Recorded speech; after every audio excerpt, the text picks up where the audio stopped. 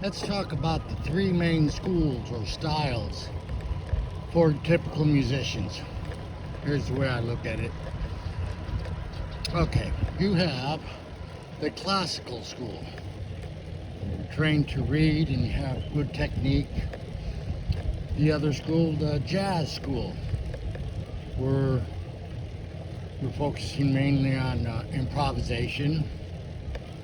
And then just good old pop rock. Stuff like the Beatles, Elton John.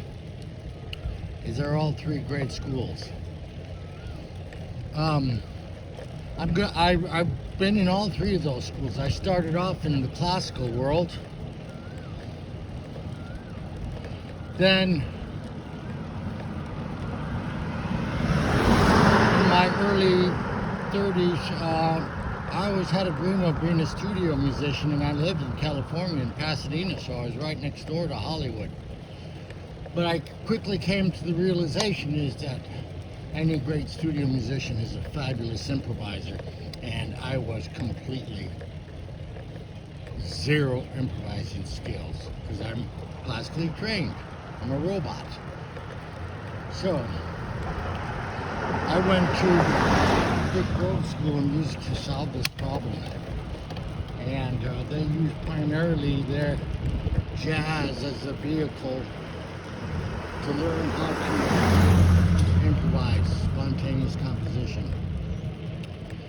And I'm going to tell you the benefits of studying jazz. Now, myself, I went to the school for 2 years. And the first year, I couldn't stand hearing the jazz. I didn't like jazz. My teacher, Dick Grove, he was a fabulous jazz pianist. Just played these, knew a million tunes. And you could call any song, and maybe he didn't play that song for 30 years, and he'll play it on the spot with huge 10-note voicings and chords and not miss a note. Never heard him make a mistake. Never heard him make a mistake. And because of that's the way it is in jazz, once when you got that style down. Now here's a couple of, so after a year I finally, after hearing Dick, I fell in love with the chords. They just grew on me, and my ears started just like, wow, that's gorgeous. I'll tell you a couple of the really strong reasons why to consider studying jazz if you want to improve your improvisation skills or playing skills. 2 reasons. One is it's a great way to study harmony. It will give you a thorough understanding and mastering of the dominant chord. If you don't have a full understanding of all the dominant chords, all the variations, you're very limited in your playing. And your painting palette, which I call it, your improvisational tools, you have only 10 colors on there. But if you master understanding of the dominant 7th chords and the diminished 7th and these larger chord forms, now you have 500 colors to paint from. And then there's the second thing that's really important, the benefit to studying jazz, and that is learning your phrasing, how to swing the rhythm. And that's another thing. Typically, it takes a while for people to learn how to swing. It doesn't come naturally because pop rock and classical musicians, we hear and we're trained to play stuff right on the downbeat. Boom, boom, boom, boom. Where in jazz, you're emphasizing upbeats. So, what that does, studying jazz, your phrasing, now you could take any melody you want, and let's say the most basic thing in the world, a Christmas song, Happy Birthday, and not play the melody stiff and written as everyone else does. Now you can slide things around and put some grease on that melody. Make it sound smooth and give it life.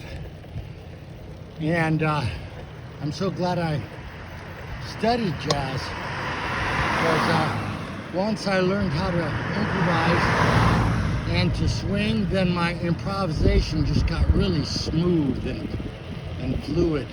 It helped me a lot. I played much more musically.